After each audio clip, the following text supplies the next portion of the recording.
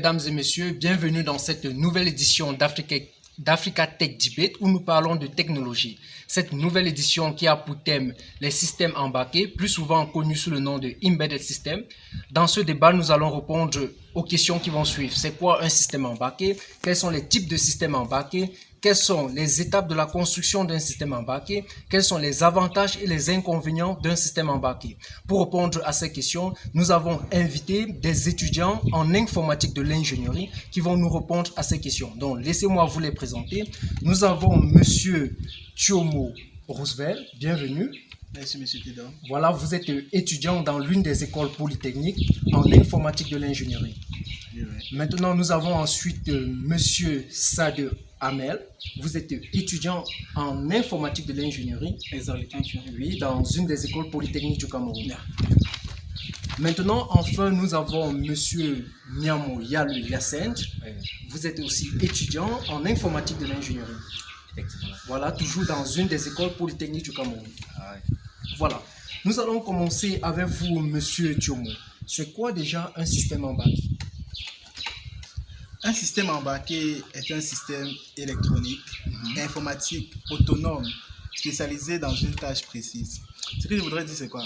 Un système embarqué, c'est un système qui est conçu, qui est implémenté dans une partie hardware Oui. et qui est spécialisé pour faire une tâche déjà prédéfinie. Ok. Monsieur Sade, qu'avez-vous apporté à cette définition d'un système embarqué?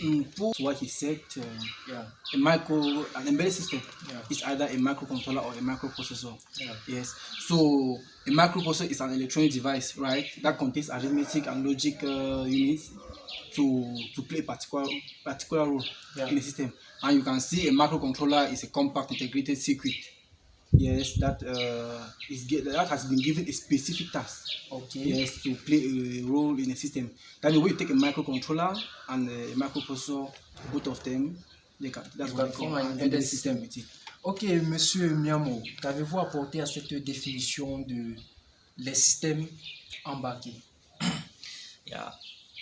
An embedded system, first of all, as the rightly said, because the definition are already correct. An embedded system is a microcontroller or a microprocessor based system. Yes, microcontroller or microprocessor based system, and it's a system made up of hardware, software, and input and output peripheral. Okay. So all this is embedded on the chip. Ok. Maintenant, Monsieur Miamo, venons toujours sur la définition de embedded system. Vous avez défini en utilisant des termes informatiques ou bien on va dire électroniques. Maintenant, lorsque on parle d'embedded system dans la vie réelle, qu'est-ce qu'on voit directement? When you speak about an embedded system in real life, we think about a system that is built to accomplish a specific task. Okay. Yes, it's built to accomplish a specific task. For instance, I will take two cases. I'll look at this in two angles. That embedded system that are built to accomplish a specific task, and there's this task and this embedded system, we call it I can take an example like a watch. As a watch, a watch, you see, it just talk about time. And that is why you see I can differentiate a watch and a phone like an embedded system, because a phone is also has embedded system. But a watch is an embedded system. It's an embedded system. A phone has embedded systems in it. Ok. Donc nous retenons qu'un système embarqué est un instrument ou bien un appareil électronique qu'on ajoute juste sur un appareil qui existait déjà, c'est ça? Yeah. That's to add something. We have some embedded system that has no graphical user interface. That is too precise about that watch. Like for instance, it has a specific task to accomplish. But then embedded system that have been introduced in a large system that has a graphical user interface. Like a phone, you have a graphical user interface because it has embedded system that accomplish. That is a system that is embedded in a whole system. Ok. Monsieur Tiomo, on parle des systèmes embarqués. Donc, un système embarqué, c'est juste quelque chose qu'on augmente dans un autre système pour accomplir une tâche précise. Maintenant, quels sont les types de systèmes embarqués? Bon, les types de systèmes embarqués. Bon, pour les types de systèmes embarqués, je pourrais d'abord commencer par les systèmes embarqués à temps réel. Ces genres de systèmes sont les systèmes qui effectuent ces tâches à temps, bon, comme j'ai bien dit, à temps réel. Oui. Donc à un temps continu. Oui. Et pour ça, je pourrais présenter les appareils photo ou bien les appareils de montage vidéo. Lorsque on prend une photo, cette photo est prise à temps réel. Donc il suffit de cliquer pour que le système exécute directement. C'est ça qu'on appelle embedded système à temps réel ou système embarqué à temps réel. Je pourrais encore parler des systèmes embarqués réseau, un peu comme les routeurs. Oui. Pourquoi on les appelle systèmes embarqués réseau? Ces systèmes ont la capacité de relier plusieurs autres systèmes. C'est pour ça qu'on les appelle systèmes embarqués réseau. Ok, là ce sont les systèmes dans lesquels je suis le plus investi. Ok, maintenant Monsieur Sadel, les types de systèmes embarqués, quels sont les d'autres types que vous pouvez apporter à ceux dont Monsieur Tiomo vient de nous dire? Yes, sorry. Yeah. Added to what he said, right? It's not wrong. Yes, but added to it, he talked about real time and network. Yeah. Yes. So I'm going to add about standalone embedded system. Like for example, what can I say? I can take it for a printer. Yeah. You see, when you take a printer and put on and connect to a machine to print some document, if you start to print like 1,000 documents, right? Yeah. As far as you launch the printing, you can just leave the place and go. If there is actually current electricity passing, you can print only 1,000 documents if you are not there, right? Also, another type of embedded system, I'm going to add mobile. When I say mobile, it's something that is portable, that you can display yourself with no stress with it. For example, we can talk about a watch, we can talk about our phones. You see, yes, and those are simple type of embedded system. Another thing, what we are having one embedded system that we are always integrating memory card. Yeah, something that we are always moving with it. It's smaller than the system. The process of building a particular system is really, it's not really easy. It's really fun. Okay. Now, Mr. Harrison, we are talking about embedded system, right? Can you give us an example of the real embedded system in this life? Before I answer the question, let me add one more thing. To make it easy for people to understand, embedded system like types they are classified into two groups. To understand, based on the performance and the functionality. Yes, you can talk about real time system, you can talk about network, mobile, and all. Now you can, and then based on the microprocessor, performance of the microprocessor. Yes, you can talk about the medium size. But now you talk about the size, medium size, large, and okay. Yes. So answering your question, you said I should give an example of a microprocessor embedded system. He named a camera. Yeah. He named a printer. Yeah. I named a watch. Those are embedded systems. Now, when you talk about for instance, when you talk about a printer, it has a specific purpose. It prints. It doesn't do anything apart from printing. Yeah. Then he spoke about camera. It has a specific purpose. Apart from a watch. But now you discover that there's some system. You need to make users to understand that there's some system that already exists. But we need to introduce an embedded system in that system. Yeah. Now it make the system a bit. You see, the system is large, but it has an embedded system that has a specific task to work in that. Okay, system. let's take an example of a car. Can you give us an embedded system inside the car? Yeah. An embedded system inside the car. Yeah. Let me say an automatic driving car. Yeah. Yeah. It has an embedded system inside. Yeah. For instance, the embedded system, he must have many embedded systems because he has many tasks he accomplished during the process of driving. Okay. Yes, I can say the network embedded system must be embedded in that car because the car have to take into consideration about other cars that are on the road. Yeah. And he has to communicate with the environment. So there have to be sensors that have to be taking input and then processing. You understand? It's a whole of the system.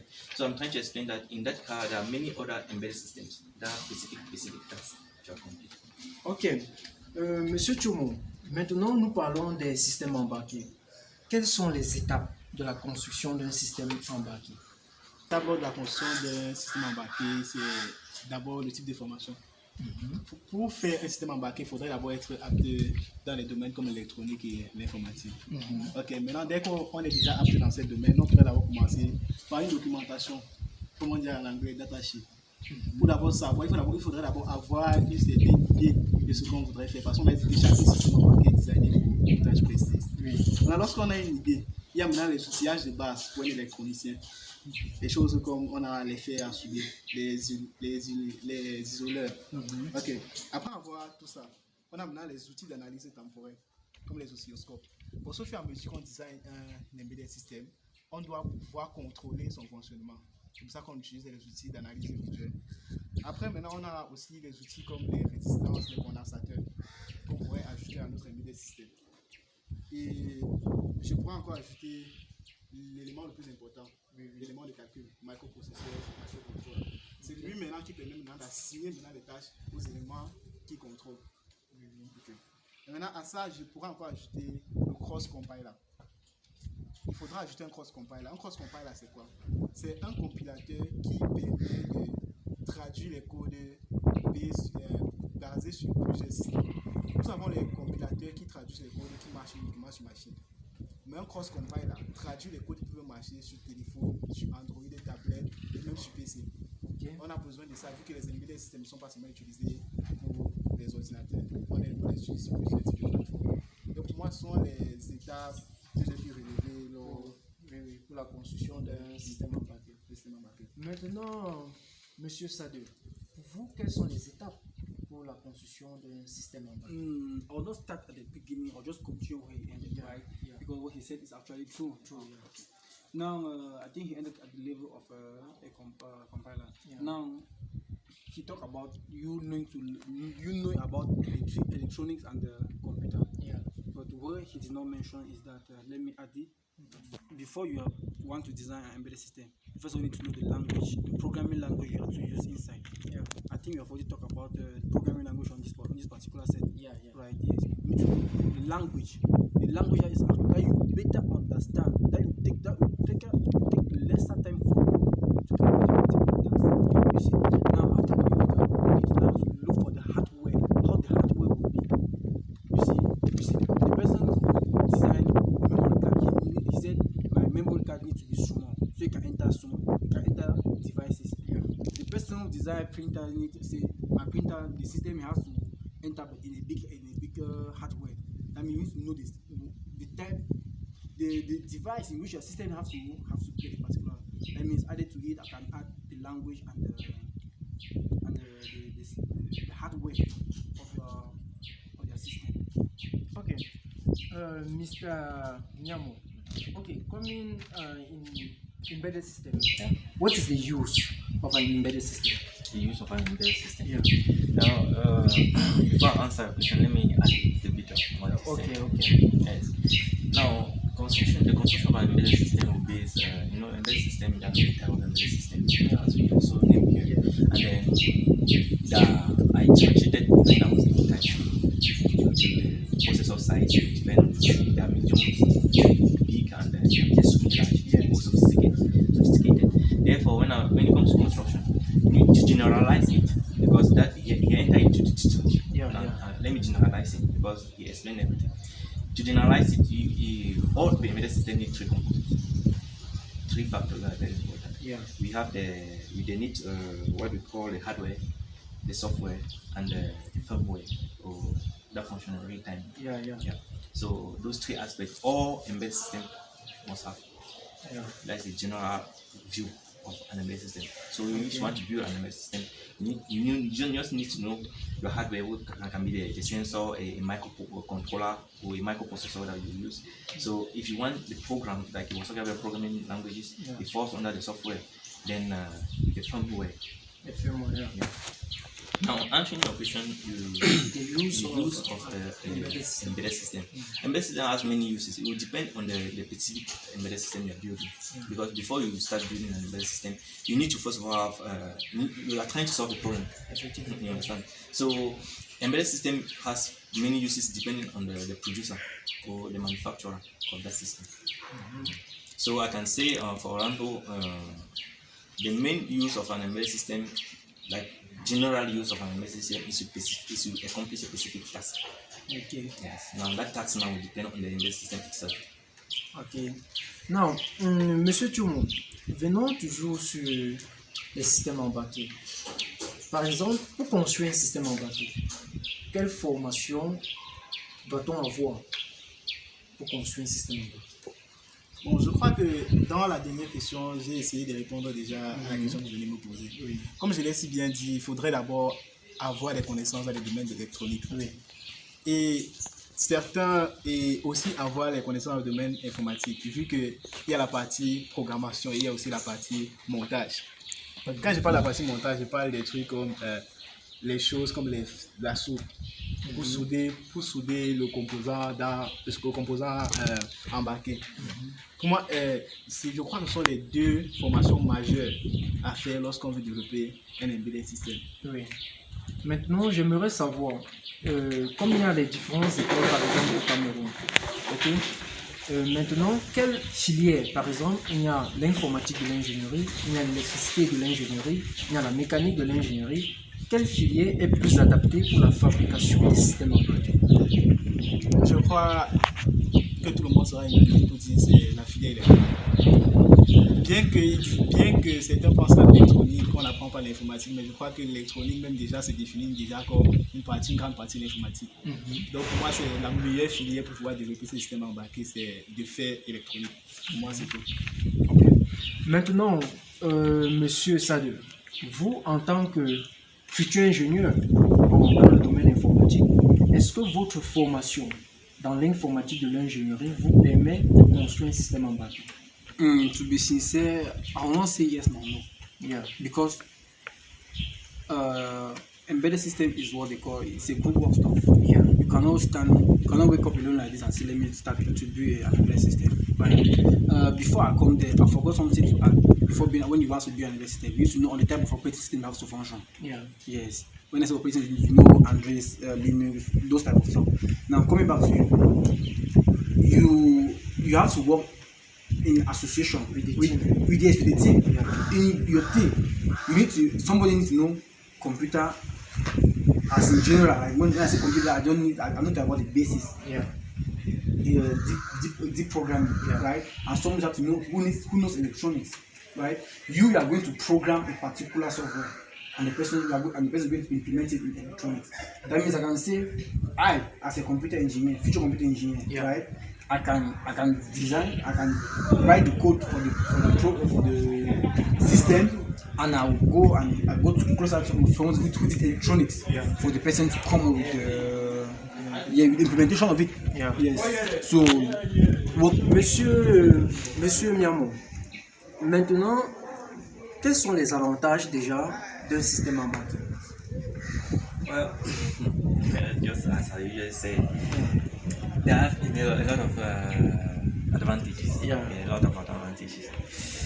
Given that it is a system that functions independent of the surrounding systems. Yeah. Because I've said there are complex systems that have embedded systems embedded in it. So just the name tells you that it's a system that is embedded system. Yes. So it is the first important advantage of an embedded system is that it is independent of the other systems. So without the malfunctioning of that system or the damage of that system doesn't cause the whole system damage. You see, you just withdraw the system, you solve the problem, and you embed it back in the system. So that is one very important aspect, advantage of an embedded system. Ouais. Donc on retient que dans la construction, si par exemple des ingénieurs se mettent à construire peut-être un appareil et qu'ils omettent de mettre une partie de l'appareil, dans l'avenir, de nouveaux ingénieurs ne sont plus obligés de reconstruire l'appareil, mais de juste construire une embedded system et d'intégrer dans l'appareil. Of course. Wow. Yeah, to be very more specific, Yeah. you know, we are in an Africa context. Yeah. I want to give more points and so send that the question more points to my colleague. Yeah. No, it's a great teamwork. Yeah. You understand? And then in Africa, we have this mentality to work alone. You understand? That's why we don't produce embedded systems. We make copy and paste. Like for instance, we always copy from what is outside. Because you see one person in Africa build embedded system, which is not normal. Normally, it's not normal. If you tell me that you made an embedded system and it's functioning very well, and you are the only person that did it, you will not be standard. You will not, because you need skills, in fact, to come together and make something out of the knowledge, produce something. So, to add again to what the question was that was asked, the advantage. So the advantage should be really big. You know, embedded systems are systems that are there to solve a particular problem, specific task. Now, if a team don't sit, bring out skills to solve a particular problem, you discover that there's going to be a problem. There's always going to be a problem. You know that you will not solve any problem if you don't bring out ideas. You understand? Yeah. So I encourage the fact that people join together, computer, electronics, coming together and make out a system will be more advantageous, and the system will solve a real problem than copy and paste. Ok. Solving a problem that already exists. Maintenant, Monsieur Tiomo, Monsieur Miamou nous a donné les avantages, on va dire, ou bien l'une des plus grands avantages des systèmes embarqués. Maintenant, d'après vous, quels sont les inconvénients des systèmes embarqués? Parlant des systèmes embarqués et parlant de leurs inconvénients, j'en pourrais citer plusieurs. Mais moi, je me suis attardé sur une contrainte précise. La sûreté des fonctionnalités. Ce que je voudrais dire par là, c'est quoi? Lorsqu'un embedded system est implémenté dans un système en général, sa sûreté de fonctionnalité, genre le temps qu'il prend pour fonctionner, est prédéfini par le producteur. Nous sommes d'accord. Maintenant, dans le cas où il y a une erreur dans le système, l'embedded system arrête complètement de fonctionner. Ce qui fait que nous serons obligés de reprogrammer le logiciel. Donc maintenant, la sûreté de fonctionnalité, c'est quoi? Le système pour lequel la tâche pour laquelle il a été définie devient elle n'est plus utilisable. Il fait quoi? On aura besoin de rétablir d'abord l'embedded system pour relancer la tâche. Ce qui fait quoi? Si on pouvait avoir une implémentation automatique, ça pouvait peut-être améliorer ce système davantage. Ok, monsieur Saleh, d'après vous, quels sont d'autres inconvénients des systèmes embarqués? You know, everything that comes with technology, we always say that man created machine. At the end, machine end up disappointing man, right? So I'll just say that let's use it. The day it will disappoint us, because the person going to call somebody who knows the function of it to solve the problem. Ok, mesdames et messieurs, nous arrivons à la fin de notre débat. Monsieur Miamou, Monsieur Tiomo, Monsieur Saleh, merci d'avoir accepté notre invitation. Maintenant, mesdames et messieurs, vous avez compris, un système embarqué a des avantages et des inconvénients. Maintenant, l'une de ses plus grands avantages, c'est que après avoir conçu un système et qu'on voit qu'on peut ajouter quelque chose à ce système, on ne doit plus reconstruire tout le système. Il suffit de construire un tout petit système et d'intégrer dans ce système. C'est ce qu'on appelle un système embarqué ou en anglais des embedded systems. Donc, nous vous donnons rendez-vous lundi quand il sera 19h.